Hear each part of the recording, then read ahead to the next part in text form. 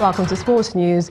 Eyimba International Football Club have qualified for the semi-finals of the CAF Confederation Cup after beating Rayon of Rwanda 5-1 in the second leg clash in Aba.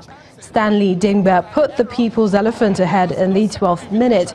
The lead, however, lasted 13 minutes as Bonfils Caleb equalised for the Rwandan club against the run of play. Left back Ikowem Utin restored Eyimba's lead with a deflected strike on 29 minutes. And second half goals from Sunday Adetunji, Joseph Osadiaye and Isiaka Olatuntoye dashed any hopes of a comeback by Rayon Sports as Eyimba sealed their passage into the last four 5-1 on aggregate. And another chance for Eyimba, and it's goal number 3. Eyimba puts it into the back of the net there.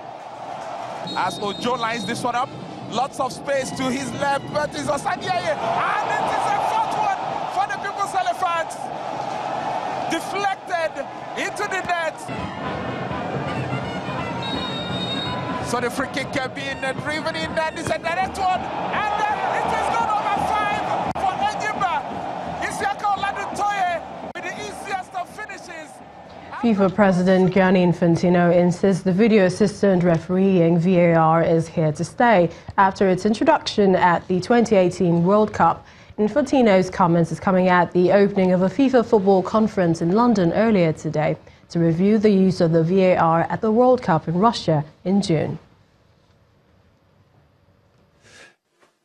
And I think after the World Cup, everyone in the world has now realized that this, of course, is the future. And it's not the future because we say that it is the future. It is the future because it showed clearly that it helps.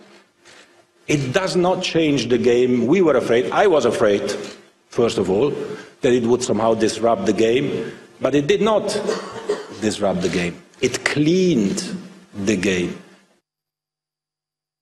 Chelsea's 100% start to the English Premier League season has come to an end at West Ham following a goalless draw at the London Stadium. Blues boss Maurizio Sarri started his Stamford Bridge reign with 5 straight league wins, but his team could not extend that record and had to settle for the scoreline against the battling side. It is a result that drops Chelsea into 3rd place behind Manchester City on goal difference and leaves Liverpool 2 points clear at the top of the table. Meanwhile, 2 goals in 3 second-half minutes gave Arsenal victory over Everton and took them up to 6th in the APL table. The result means Arsenal have won their last 5 on the bounce, having lost their opening 2. MotoGP World Champion Marc Marquez has moved a step closer to retaining the title after winning the Aragon Grand Prix for Honda earlier today to extend his lead at the top of the standings to 72 points. Marquez, who started 3rd on the grid, outfought Italian Andrea Dovizioso after pole-sitter Jorge Lorenzo crashed out in the opening turn to claim his first victory in 5 MotoGP races. Dovizioso now has 174 points, the Spaniard Marquez 246 with 5 races remaining.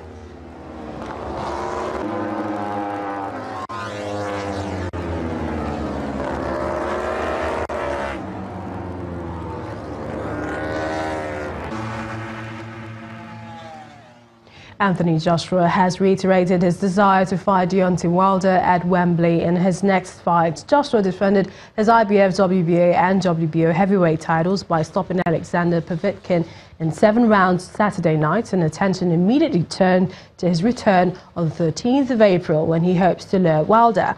Talks to agree Joshua versus Wilder have so far come to nothing, and the WBC champion is now set to defend his title against Tyson Fury in December.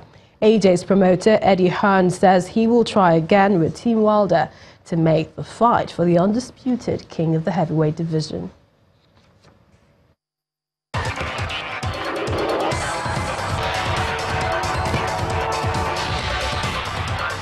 Away from sports, President Hassan Rouhani of Iran has called the United States a bully, accusing it and other Gulf states of being behind a deadly attack on a military parade.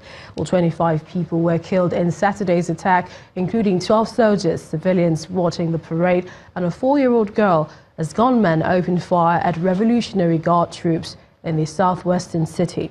although two groups, the so-called Avaz National Resistance, an umbrella group that claims to defend the rights of the Arab minority in Iran's Khuzestan province, has claimed responsibility for the attack, as well as the so-called Islamic State, neither has provided evidence to show they were involved.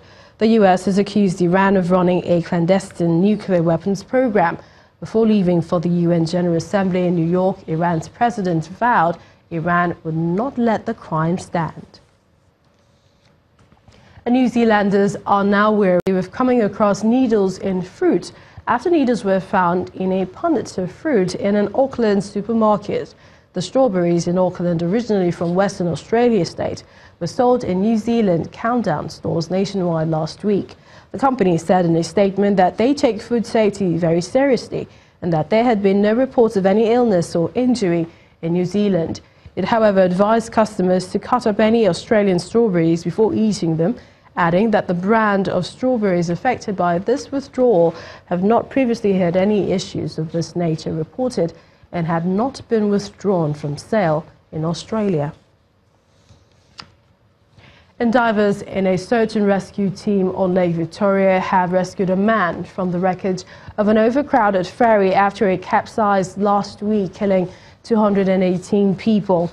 They pulled the man out of the overturned ship and he was rushed to hospital. His condition was not immediately known.